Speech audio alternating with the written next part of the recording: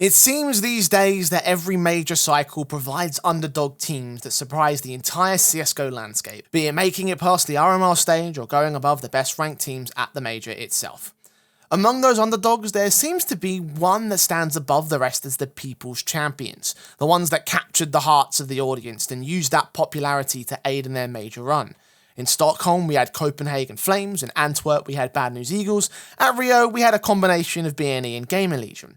Be it the run's unlikelihood, the background of the team, or the upsets taken to get there, people latched onto these names as players that you don't expect to win the major, but you just can't help but cheer for them. With the Paris RMR now over and our final team list set, our sights turn to the final major of Global Offensive. And with that, I'd say we've got more candidates for People's Champion this time around than ever before. The Mongols are continuing their story arc, trying to find a seat at the table for Asian CS. I've already discussed what 9 are doing for Poland. And considering the regionality of these teams and the squads that came before, there's yet one more region that's making their case. For the first time in Global Offensive majors, the UK has found themselves a spot at the biggest tournament of the year. And today I'd like to tell you about my pick for People's Champion of the Paris Major.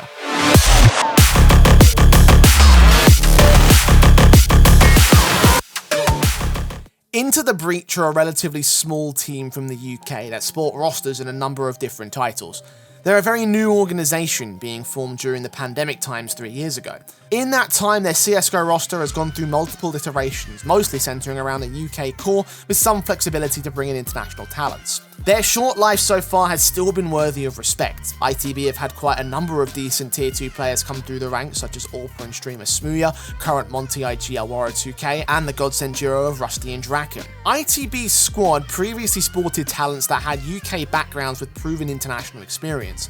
Their more tenured players had past experience on Gamer Legion and Big, among others, but going global would never be the initial goal. UK squads mostly need a level of success domestically before taking that step, and there's a certain argument to make that from the old squad, it was successful. By the time ITB came to be, Endpoint had already moved away from their UK core, leaving a power vacuum to fill, one that ITB would in fact contest. Their performances would see them compete and win multiple UK events such as Epic Lands, I-Series, and the UK ICs, alongside a relatively stable position in the ESL Premiership. An argument for domestic success, sure, but realistically that's about as far as you could go with the old squad, and even that's not infallible. Internationally speaking, ITB had one LAN under their belt and a multitude of mediocre showings in online cups. Couple that with competing but ultimately failing to win top honours of the UK scene, and you can see where things would start to fall apart. You see, whilst ITB's titles were decent in the UK, the best way for a UK squad to go global is to win the ESL Premiership. Like all of ESL's European National Championships, winning Prem qualifies you for the Pro League Conference, and by extension a chance to compete in the Pro League itself. Unfortunately for ITB, they're competing in an era where Endpoint haven't lost a title in 8 seasons. They stood head and shoulders above the rest of UK CS, and ITB's title chances have suffered as a result, losing out directly to them in the last 3 Premiership seasons. Frustrated by this lack of success and with the traditional strategy not working out, by the end of 2022, ITB would make drastic changes, changing their approach and ending their existing project to start again from scratch. And I really mean from scratch. No teams at the time fit the profile of what ITB were looking for in CSGO, that being a UK core with the potential to find success in international tier 2. With no immediate option, ITB had to sit on their hands and wait for one to come about, and one was fortunately brimming under the surface. At the start of the new year, a number of proven stragglers without a home would come together to form a brand new project. Who were they?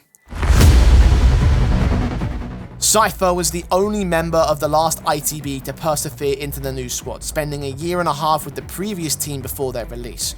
Prior to joining this new project, he stuck with ex-ITB, filling their spots in the CCT, UKIC, and ESL Challenger League. His most significant achievement was with this squad at Assembly Summer last year.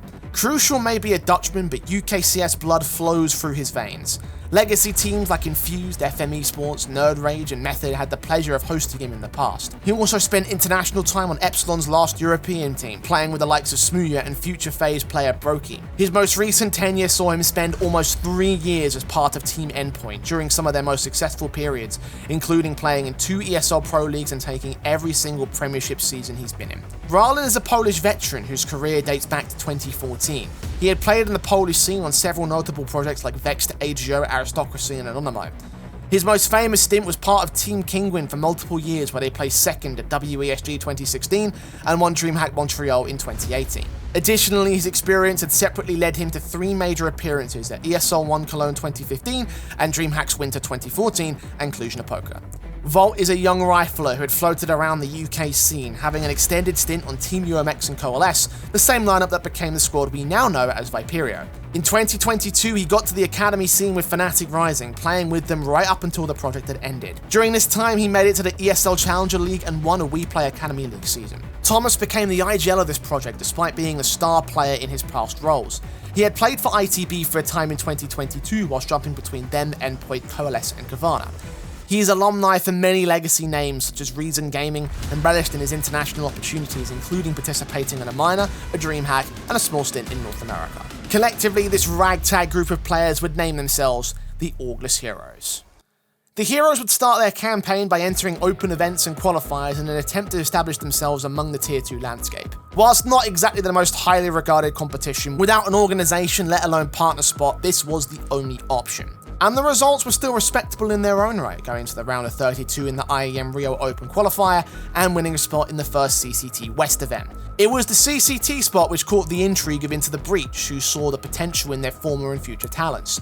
January would be the only month where Orgless Heroes would exist, and come the start of February, they'd move to their new home. ITB would take things extremely slowly, looking to establish an international online presence before taking the next step. The CCT circuit is the one place for online teams to prove their game and match sharpness with a multitude of events and matches. The environment is brutalist at its worst, and ITB caught the sharp end of the stick. Their results in online cups were lackluster, with rough group and Swiss stage exits and ending up first rounded in the few playoffs they had made. To their credit, the opposition being challenged was that of a high tier 2 caliber, with losses to squads such as 9, Mouse NXT, and 500 among others. However, with those squads leading the tier 2 charge, it means that the backing wasn't there for ITB's success, which is why our next part of the story can be considered magical. Early in the team's signing, Into the Breach would make an attempt at the Paris RMR, and I imagine that most of you will be aware of how that LAN went down. What's important to remember here is that hindsight may cloud what was originally thought for ITB coming into the RMR. Unlike teams like 9 and Monty, ITB had no foundation for success, with all their potential being more theoretical rather than practical. As such, ITB wouldn't be on the Valve regional rankings. There would be no layups, no direct invites to the closed qualifier, or any bells and whistles like that. At the very least, they'd take that first step, but it's one thing to make it through an open qualifier and another to make it through the RMR. ITB's open run placed them as top seed and sent them to close qualifier A, with the likes of G2, Astralis, 9, Bait and Eternal Fire in the mix. Certainly, ITB were looking like significant underdogs. Fortunately for the squad, the first 2 rounds would provide a great draw, with their best of ones going against a broken Ikla and fellow countryman Viperio, both matches where ITB were considered pretty heavy favourites. It's getting into the best of 3s where it felt like things might fall apart. Their third round opponent was 9, a team who, as you probably all know, was considered among the top of the tier 2 squads. Into the Breach gave it a good go, with all 3 maps going to double digits, but ultimately 9 would be triumphant over their British opponents, putting themselves 3-0 in the Swiss bracket alongside G2. Round 4 wouldn't fare much better for ITB meanwhile, as they drew against the Turkish powerhouse of Eternal Fire. Eternal Fire have a reputation for being one of the best firepower squads in the tier 2 scene and have experience in several top competitions, including the most recent ESL Pro League.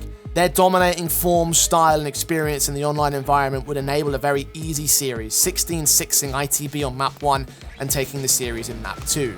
It was starting to feel like ITB were bottling their excellent qualifier standing. With 2 of their 3 lifelines being used up, round 5 would have to be do or die, and they would draw against Finland's finest in Harvu Gaming. This team had gone through their own roster moves, officially only having 4 players on the roster, but competing with their own lineup as per their Valve regional invite. Harvu's year has been just as awkward as ITB's, but several of their players had far more experience at a higher level than most of their opponents.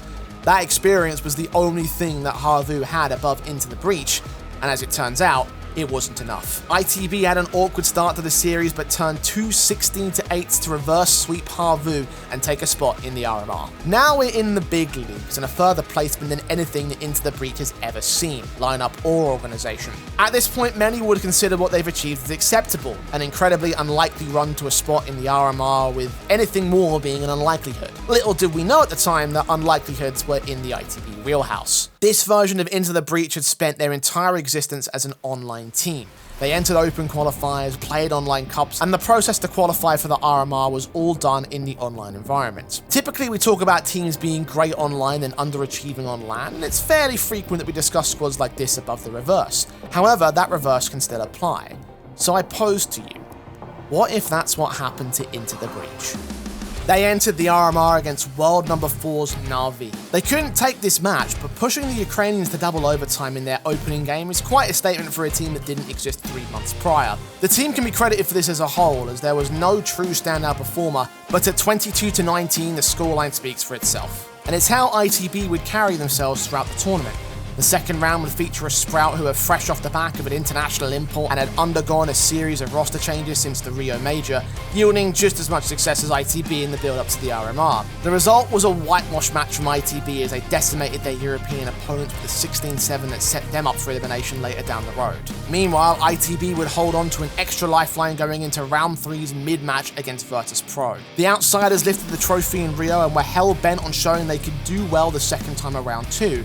But being edged out by fellow CIS squad Bait in the previous round left VP recovering for their chance to get back to Paris. Unfortunately for them, their kryptonite wouldn't be a tier 1 team, but the rising stars of tomorrow. Into the Breach would use their momentum in the previous couple of rounds to score a stellar opening half against Virtus Pro and Mirage, and despite letting VP back into the late game, they would resurge in the late 8 rounds to take a 16-13 win, sending the reigning major champions to their eventual elimination. ITB would be set for promotion for the final 2 rounds meanwhile, with a 2-1 record in the Swiss system giving them 2 chances to qualify for the major. With 4 of the remaining 5 top teams in that round having previous major experience, ITB would once again have luck on their side, as the Bukol system gave them the one that didn't. Bait. The Ukrainian team had been on the uprising for a while, having recently risen through the ESEA rankings to make ESL Challenger League, but most of their year up till now had been showings in open qualifiers and not much success. The majority of Bait's reputation was down to the skill of individuals like Wrinkle and what they could do, as opposed to their tangible achievements. If this is starting to sound a lot like ITB and many of their previous opponents, then you're not that far off the mark. For the 3rd time in their RMR run, ITB would face a team with such a similar background that it was basically neck and neck.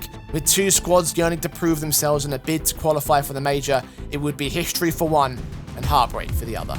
A 3-map series and a total of 94 rounds on display would demonstrate exactly how hungry both sides were for it. Opening map Ancient was a streaky one, with Bait getting onto the front foot in the first half, but ultimately going to a 16-13 win for ITB, as young gun Volt and veteran Rarlan led the board for their team. This performance would carry forward into the second map, Mirage, with Rarlan being joined by Cypher at the top of the board this time. ITB would just about edge out Bait to match point, but the Ukrainian squad would push one step further, going 12-15 down to get to overtime. While stats were positive, by the second OT, Bait would find Wrinkle and Captain Kurtka, leading them into the 3rd map with an eventual 22-20 scoreline. This showing should have set us up for a bloodbath 3rd map, but ultimately, it was at this point that the most magical thing happened for ITB. All of that theoretical talent turned into demonstrable talent, and they absolutely battered Bait.